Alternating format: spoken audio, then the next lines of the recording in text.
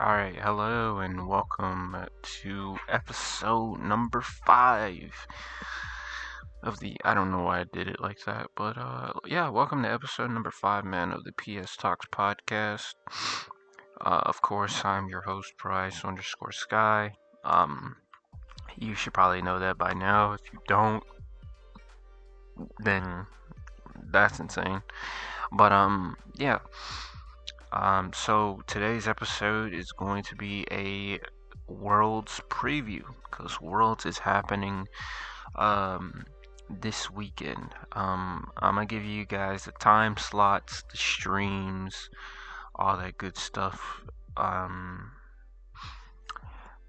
yeah, I'm gonna give you guys the time slots, the stream, or at least the Japanese stream. I don't know if Nintendo of America has the Actually, let me check that really quickly. And in this episode, we'll also be talking about the LSL Invitational. So we're gonna kind of go through every single team and kind of remind you of how they qualified, how they got here. Um, Sorry if you heard the Switch thing in the background. Yeah, so Nintendo of North America has not put up a stream, which is quite honestly not surprising to me. But yeah, um, we'll kind of talk about how each team's how each team got to this stage and stuff, what they had to go through from start to finish, and all that other stuff. And then we'll also talk about the LSL Invitational.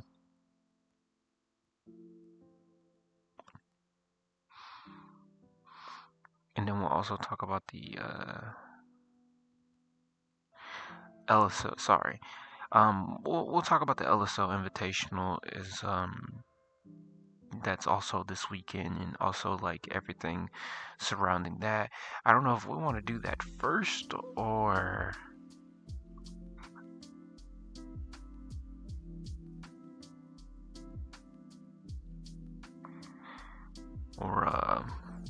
actually, yeah, let's do that first. So the 8 wonderful teams that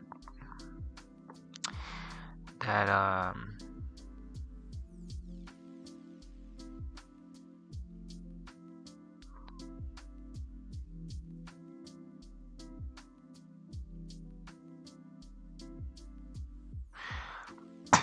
I'm sorry. So the 8 wonderful teams that have signed up for the LSL Invitational, or that were invited to the LSL Invitational, are as follows. We had around 22 applications. Some applicants were not qualifying, and that's not saying that they weren't good or anything, but some of them had never played an LSL before ever, and then some of them were LSL banned and also won LSL. So I don't see what the point of signing up for was. I'm gonna let you guys in on a little secret since I like you guys that watch my podcast or listen. I'm gonna let y'all in on a little secret. So we tried to do a so at first it was going to be a band team invitational because I didn't want any of the eligible teams to feel excluded, and it definitely was. And an eligible invitational actually definitely looked a lot more appealing to me.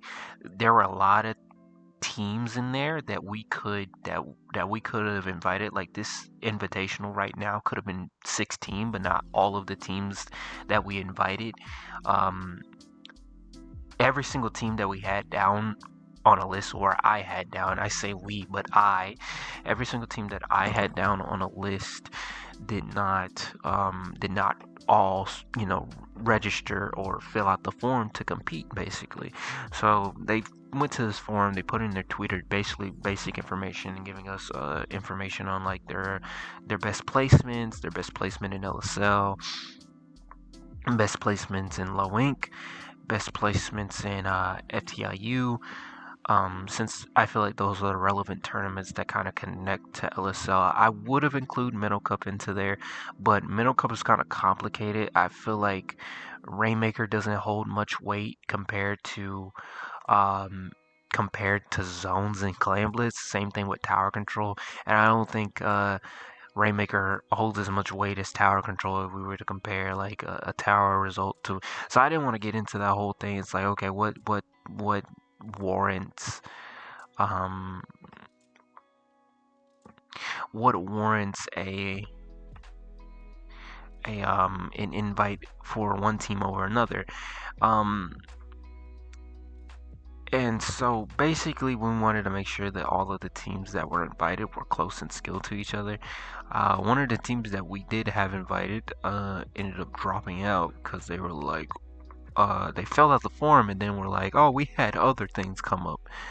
And it's like, okay, you didn't think to ask your teammates if they had anything this weekend before you signed up? But yeah. Um, but anyway, let's not talk about that. But the 8 wonderful teams that are in this invitational, and I'll give you guys a background on the invitational and why we do it this way, or why I prefer illegal teams especially. So number one, we got Zagaya. Um, Number two, we got the Whip Rays. Number three, this is not the order that they were invited in. This is just the order they signed up on Battlefly, basically. And there was no sign up link. We didn't just say, here's a sign up link. First 8 teams that sign up get the spot. No, I think that would have been a little bit too toxic. But yeah, we after we invited these teams and we told them everything that was going on, we gave them the link and they ended up signing up. But then the next team, Insecure Connection. Um, Number 4 is the Origami Dragons, which we'll get to in a second. If you're wondering, oh wait, who are these guys? I'll get to that in a second. Number 5 is Squid EST. Uh, Number 6 is Diamond Rays. Number 7 is Kiwi Ice Cream, and then number 8 is Wave Illusions, who have yet to sign up. If you're watching this and you have yet to sign up, Wave Illusions, I'm gonna put you in a. I can't say that, but yeah. Just know it's not gonna be good. Sign up. There were a couple of teams that we had reached out to that we wanted to, that we absolutely felt like would have fit in perfectly with these group of teams. Some of them just did not respond, and then some of them were just very bad at responding back. Like literally, we had a team in the chat, and I just told them, hey, can you confirm that you will apply to these rules and that you can make the tournament? And they just did not do that. So we kind of just kicked them out and put in another team. I won't say what team we kicked out for or removed for another, but yeah.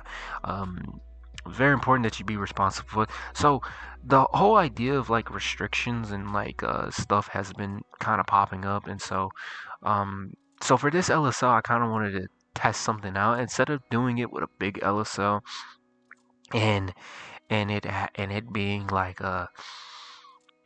like and it being 100 and something team LSL, and you gotta count on a bunch of idiots. Not every team that signed up that are idiots, but there are some idiots that play in tournaments that just don't read the rules whatsoever, and they get mad when they get quote unquote rule booked, but it's like, no, you didn't get rule booked, you just didn't read the rules, dumbass. Sorry. But yeah, so the restrictions we're going with, and I feel like this is the best restrictions so far, if I'm being honest. In my humble opinion. So it's a little bit of Kyo's rule set, and then also Pop Gun's rule set that he kind of threw out there as an idea. I do want to kind of dabble into banning charge up. I really think if TOs just say, hey, you just can't wear charge up on shooters, I feel like that's an easy fix. Charge up and special saver on shooters, I feel like that's a very easy fix.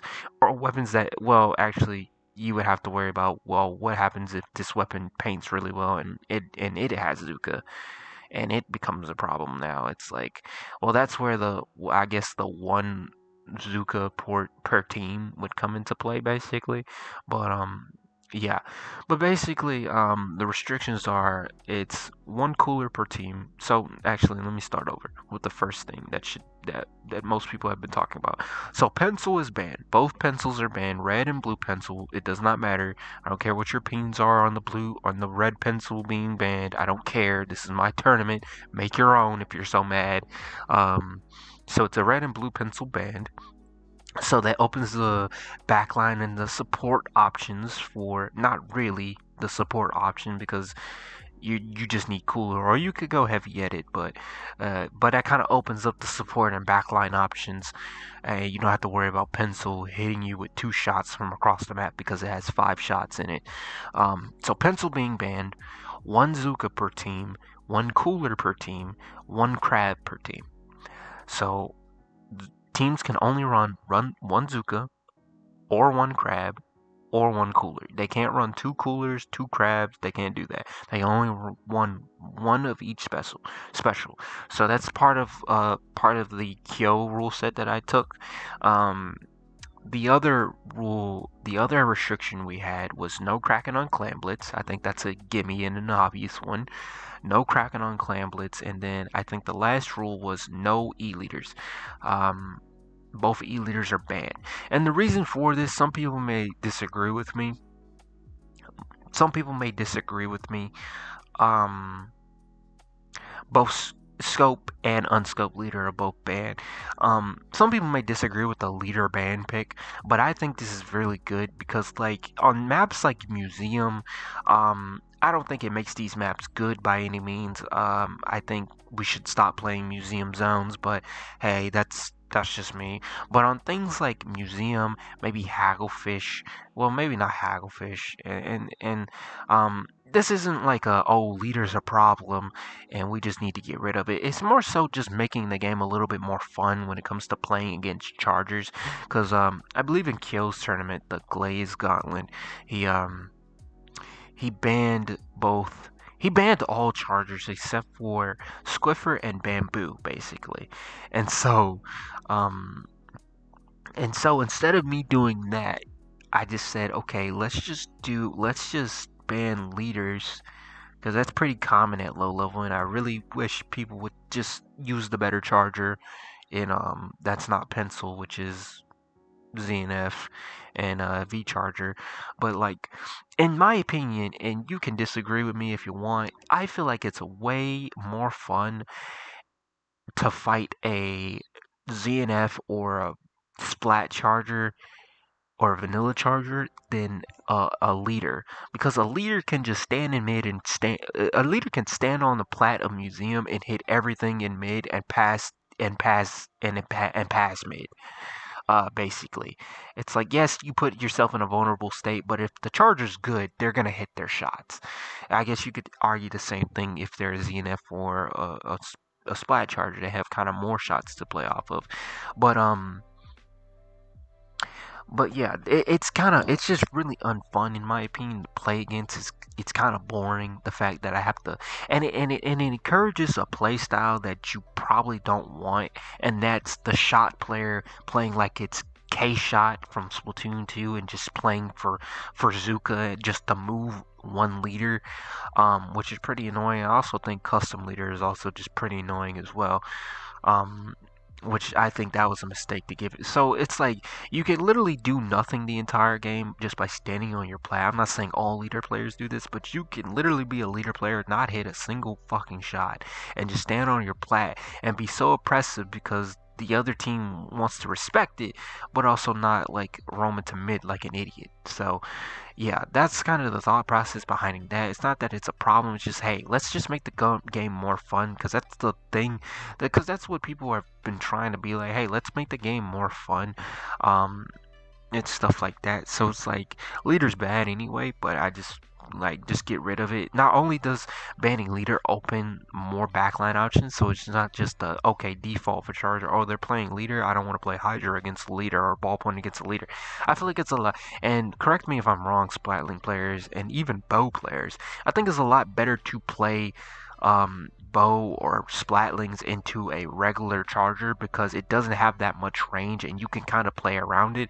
And for splatter scope and V charger, like, you can't just stay on your plat and give your team value. You actually have to move up. Like, so if your team wants to take a fight, for instance, on the right side of Museum towards the enemy team's ramp, you can't just sit on your plat and try to contribute from there. You have to actually move up and reposition, which is what I kind of want to encourage with charger play. If a charger is repositioning, I feel like that's your time to punish them. With leaders, they don't really have to reposition until their team is on your plat. Basically, if if the if the if you're sorry, if you're a V Charger or ZNF, you can't just sit on your plat until your teammates get on their plat, and then you can move into mid, because then your team's just fighting a 3v4 at that point.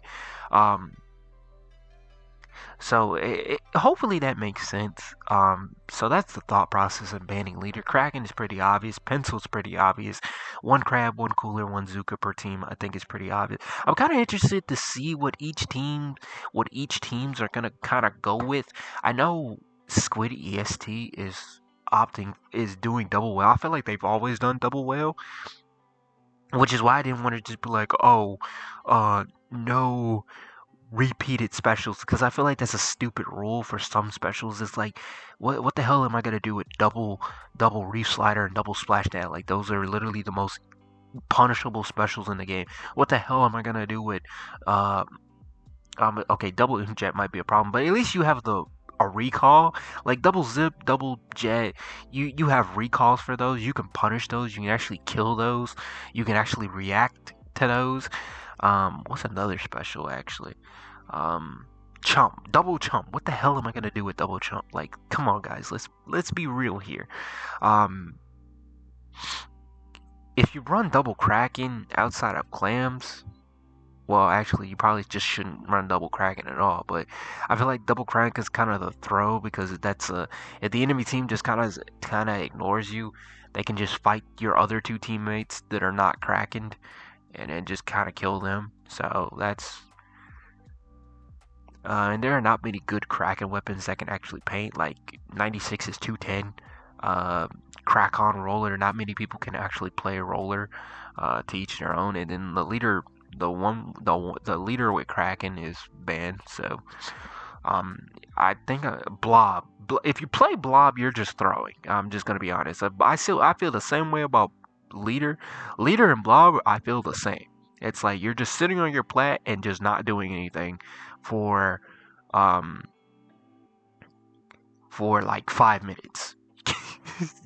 Like I don't know, but yeah, those are the restrictions going into this weekend. We're hosting it on Saturday because like who actually wants to watch Turf War? If you want to watch Turf War, then cool. I think top level is on some mega copium and like being like, hell yeah, Turf War, one of the best modes. No, I just think they're sick of what's it called. But yeah, I feel good about these 18s, man. I think it's gonna be a really close invitational. It's gonna be groups into double limb, so it's gonna be a long. I don't want to say it's gonna be a long tournament. It might feel long, but I think it's gonna go by pretty fast. It might feel long for the team that advances further in, but I feel like it's gonna definitely create some storylines coming out of this one, and then Lowing's coming up pretty soon.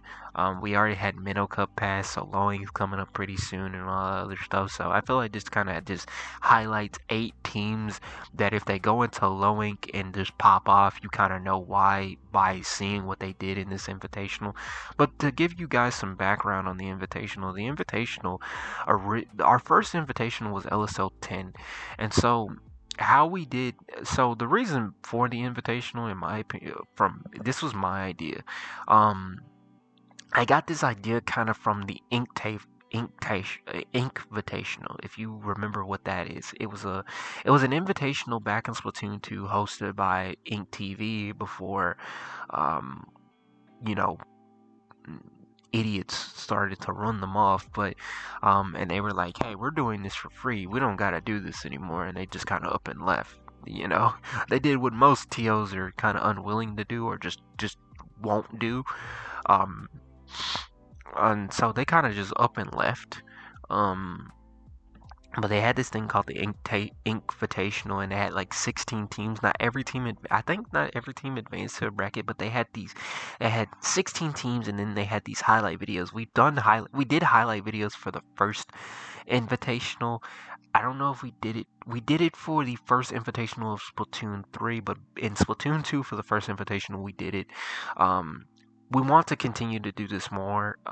We just unfortunately didn't have the time. Um, but we are gonna highlight each team, and you'll probably see something about that tomorrow. But we are gonna highlight each team and stuff. Um, but yeah, it's just like it's supposed to be a showcase of the it basically the Invitational by Ink TV was supposed to be like a showcase of the best 16 teams in the world, basically. That includes Japan, Australia. You know, it wasn't just NAE. It was like Japan, Australia, and stuff like that. And I think that's where Mauricio made his debut. He was like 13 on Carbon Roller. I think there was like a double junior Carbon Roller not comp back in Splatoon 2 that did really well. Um, and stuff. And so I kind of got it from that, and I kind of liked the idea. And I was like, huh, how about we do this for LSL? And like LSL had been 10 tournaments deep. I didn't expect it to go for that long. Like ten tournaments in felt like an achievement to me. Like we're hitting double digits. So we invited 8 teams, kind of like what we did here. 8 legal teams basically, and like back in the day, Loink was like Lowing felt like a gauntlet every time. Like it still is a gauntlet, but it felt different. Like you had LSL teams that would do well in LSL that would just they just would not make a bracket. Like you would have LSL champions back in the day just not make a bracket at all.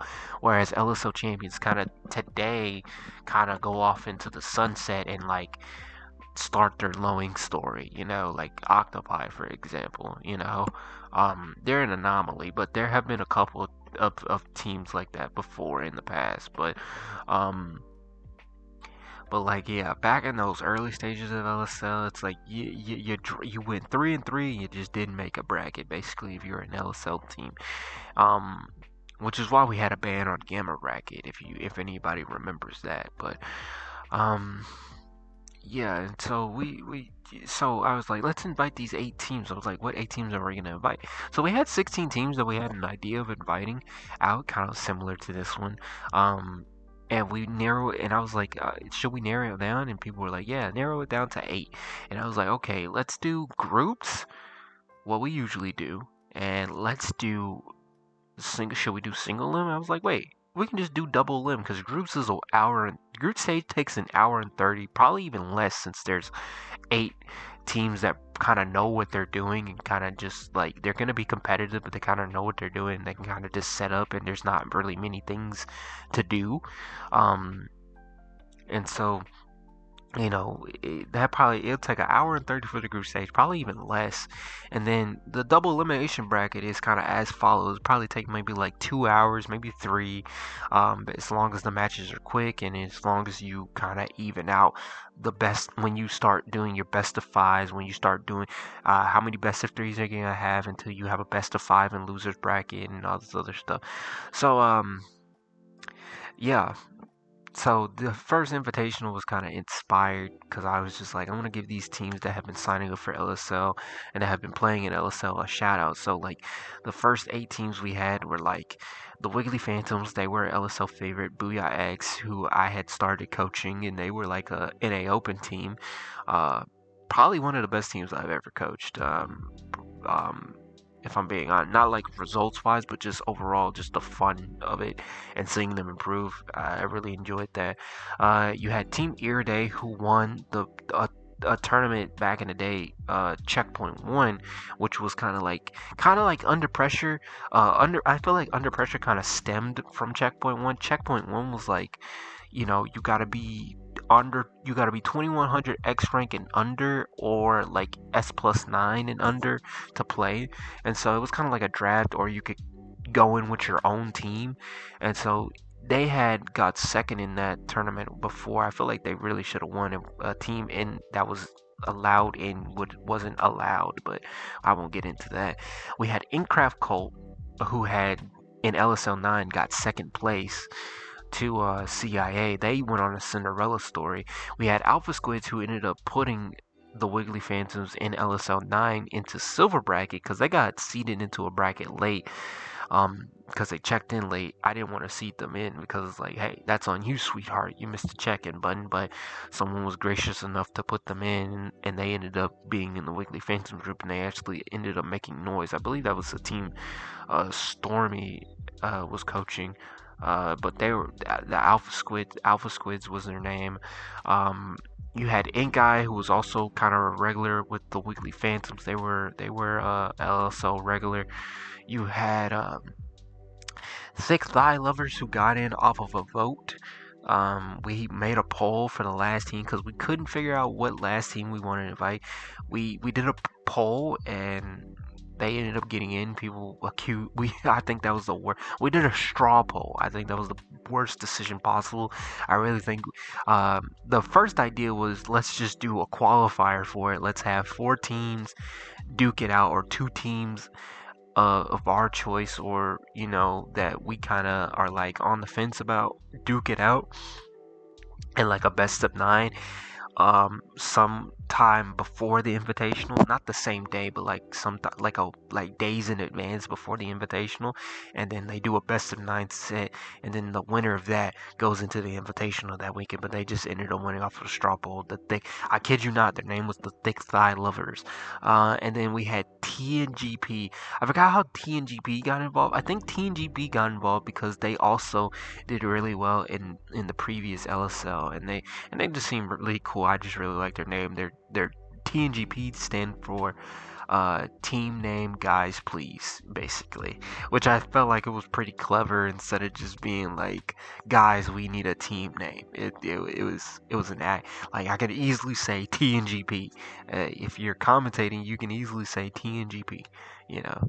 So that's the story of the original invitational. And then the second invitational we had was, I kind of wanted to give a shout out to the teams that had really put LSL, kind of continue to put LSL on the map, like Legato, um, Up the Ante, Intimidation Factor, all those guys, ITAP, Demon Hunters.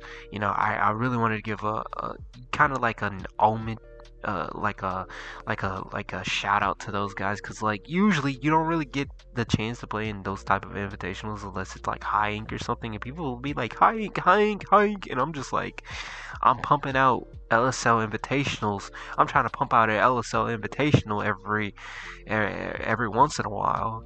Pause. I think that deserved a pause. I don't know, but yeah, the second one was for banned teams, and then the third one we did was for eligible teams at the start of Splatoon 3, to kind of get us in, to kind of get people hyped for Splatoon 3, and also for us to settle in and see, okay, this map mode combination is actually dog water. We saw that from the Invitational this past weekend. Let's not put that in there for when we open it up to everyone. And then this one right here, I just wanted to do an invitational. I just did not feel like, this, call me lazy if you want. I don't care what you think. I do a lot more than what you think, but I just really didn't feel like doing a lot of verification on my own or with a 2-man team. Because that was going to be very annoying. And we also been struggling on getting commentators as of recently. We haven't had to need many commentators because we don't stream the ladder stage, but if we wanted to, for whatever reason, we would be struggling to get commentators at all, if I'm being honest. So it was kind of just to give myself and like also Rob a little bit of a easy tournament to run. It's like just something fun, and I felt like it was fitting since Worlds is also this weekend. Let's have something, and then also the talks about restrictions and stuff. I was like, this is a perfect time to try this out. Let's see how this goes between these 8 teams, and then we'll try to see if we want to open it up to the public, and like see if we want to keep these restrictions and stuff like that, or change them or tweak them a little bit.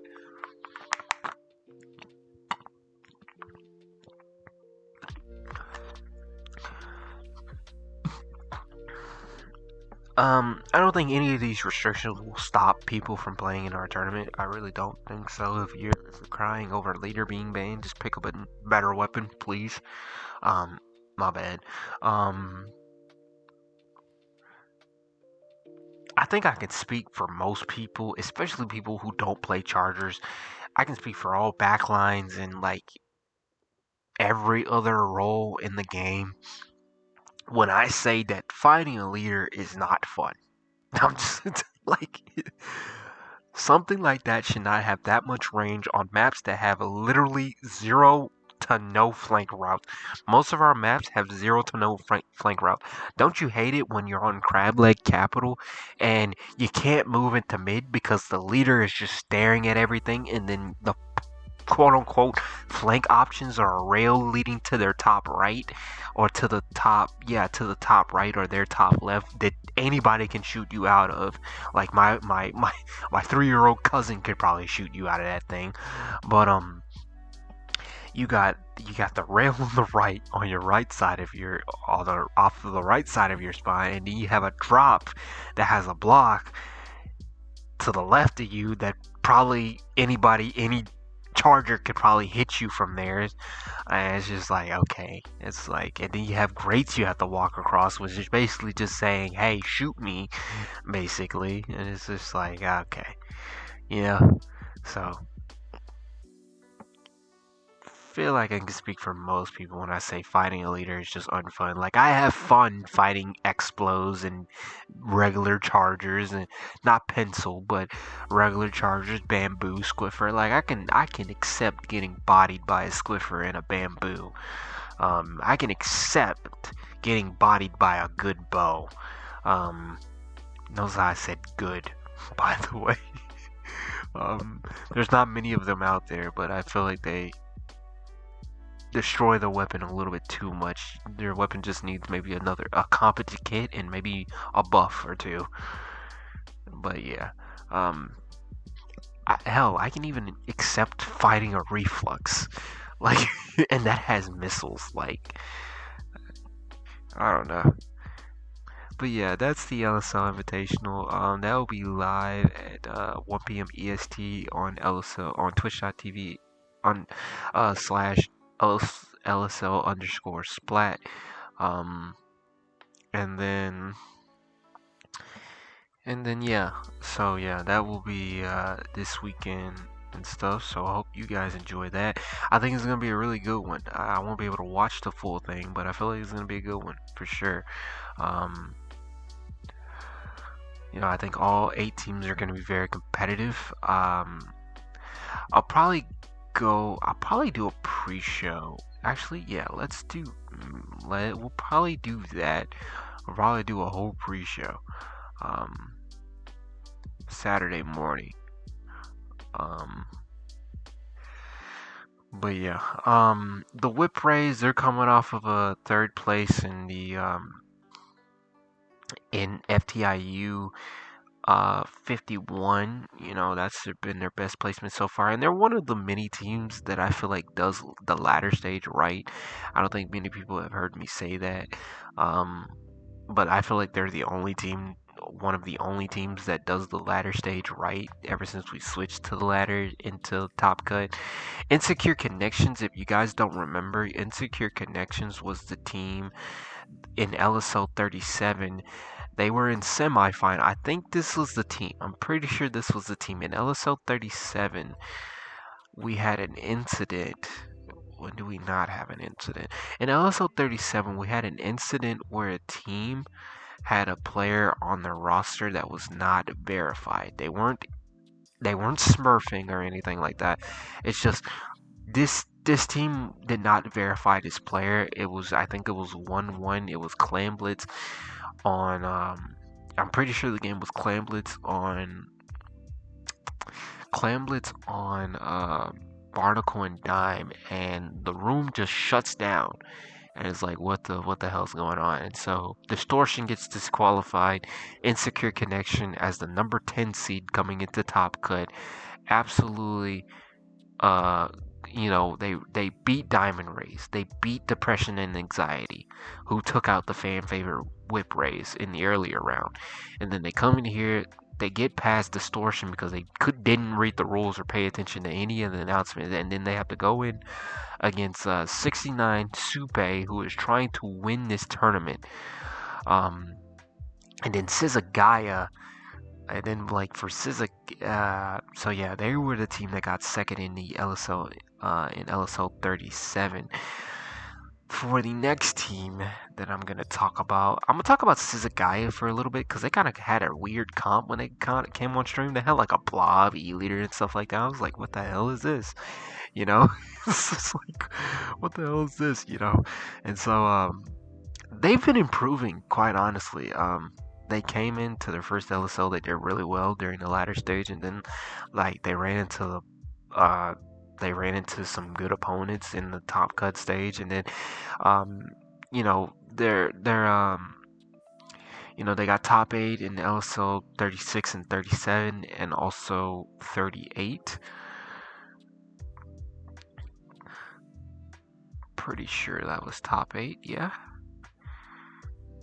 So they've been kind of one of the teams to knock on the door, so to speak.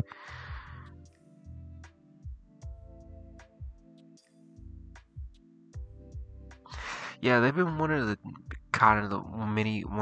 few teams that have been knocking on the door, kind of just being like, "Hey, knock, knock, knock, little pig, let me in," stuff like that. So they've been kind of one of the teams that have been kind of just knocking on that door, being like, "Hey, when's our turn?" And I feel like this invitation was an opportunity for them, not only for them, but also the whip raise. Um, so it's like it's not gonna be easy by any means. We didn't host these invitationals to see teams that we want to win try to win, but like it's just like, hey, these are the best possible selections we had that we could have made, and so now it's time to put your money where your mouth is. It's time to put up or shut up. The next team is Squid EST that I'm gonna highlight. So Squid EST. Sorry. They've been getting top cut. They've been getting top 8 in LSL 36. Gold, they gotten in LSL 37, 38. So every time they play in LSL, they get gold bracket. Or most of the time they played in LSL recently, they've gotten gold bracket. They were Div 7 this past Ludi season. And this team is weird, man. They kind of remind me a lot of Illfish and the Origami Dragons, who we'll get to in just a second. But in low ink and stuff in other tournaments, they make they make top 32. They get into top 32 for low ink, which is no easy feat by any means. Like that's pretty difficult.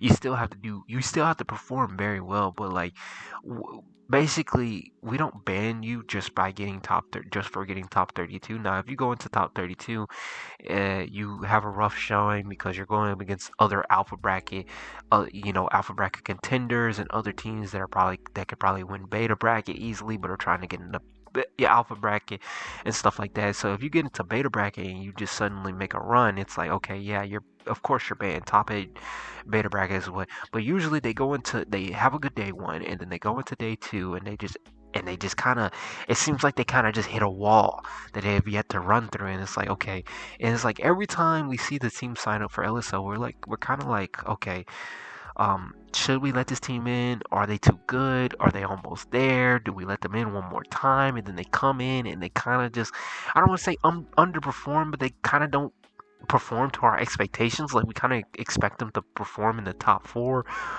or sorry, or be in the top 2, or even just make podium basically. And so they make these top 32s in low ink, like they made it in February, and then they made it most recently in March, and it's like, and then FTIU,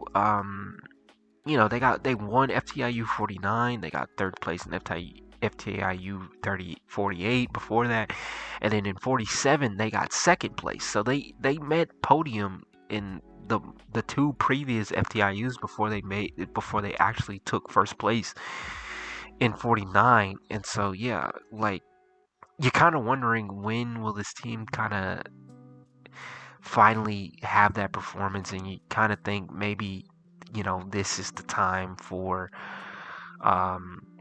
them. So the next team I'm going to highlight is Insecure Connection. They were Div 8 this past Ludi season as well. Their first LSL was in LSL 33. Their best placement in LSL was second in LSL 37. Oh wait, I already said that. I think I already highlighted them.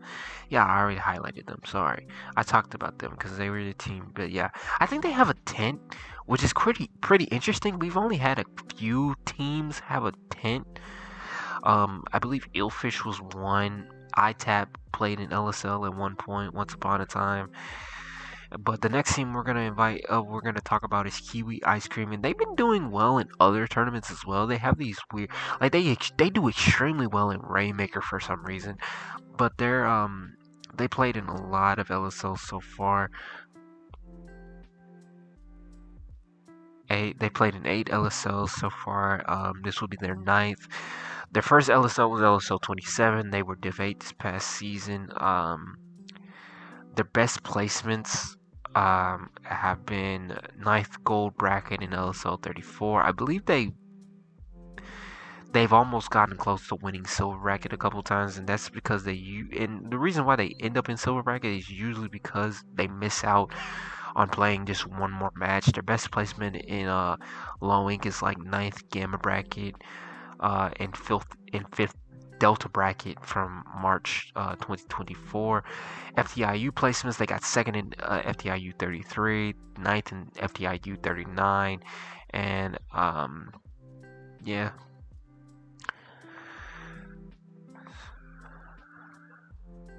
I got news.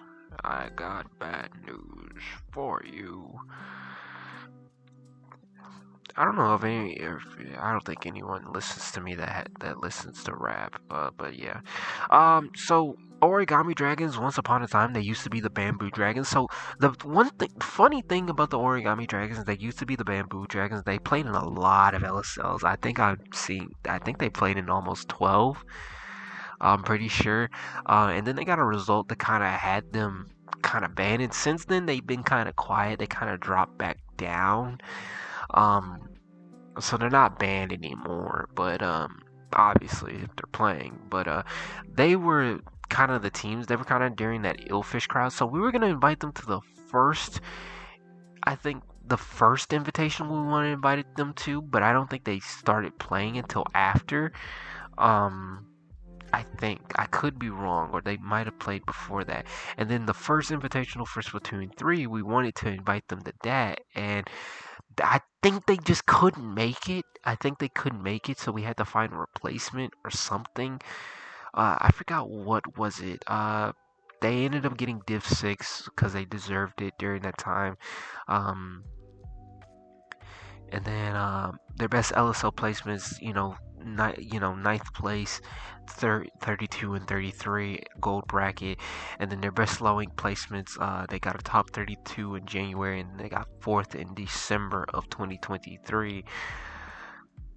So yeah, they're kind of back into LSL. They're kind of back into LSL. They're probably gonna want to like just come back for this and hopefully win Saturday, but it's gonna be tough. It's gonna be tough competition for sure for them. It's not gonna be easy by no means.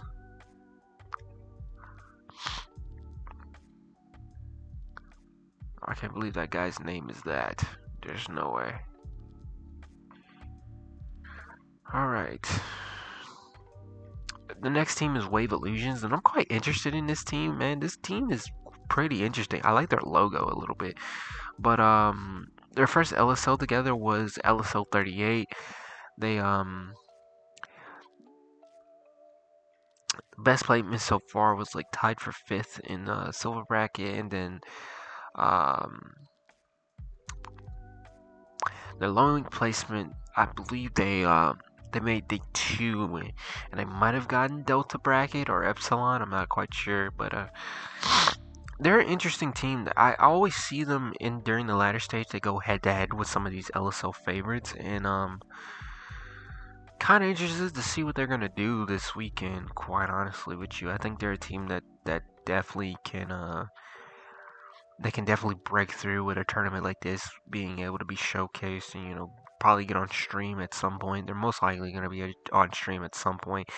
Next team I want to highlight is the Diamond Rays. They played in 3 LSLs total, 31, 37, and 38. They were Div 7 this past Ludi season, and then they got, I believe they've gotten top 8 in LSL 38, and they also um, finished in I believe they got knocked out in the second round of gold bracket in LSL 37. So they've progressed quite frequently. Best placements in low ink were fourth gamma bracket in 2024. Best low ink placement. And then for FTIU, they got fourth in FTIU 45 and 37. So they're kind of knocking on the door when it comes to winning that tournament. Yeah, I believe that's everybody, man. I believe that's everybody. I believe I covered every single team in terms of the. That took a long time. I didn't expect that to be that long. I'm gonna call this part 1 because this is probably gonna be an hour-long video if I continue to talk. But yeah, we're gonna go. This is gonna be part 1, so you probably get 2 uploads tomorrow. This is gonna be part 1, and then you will get part 2 probably the same day. So depending on which one you want to watch, up to you guys. All right, next. All right, see you in next one.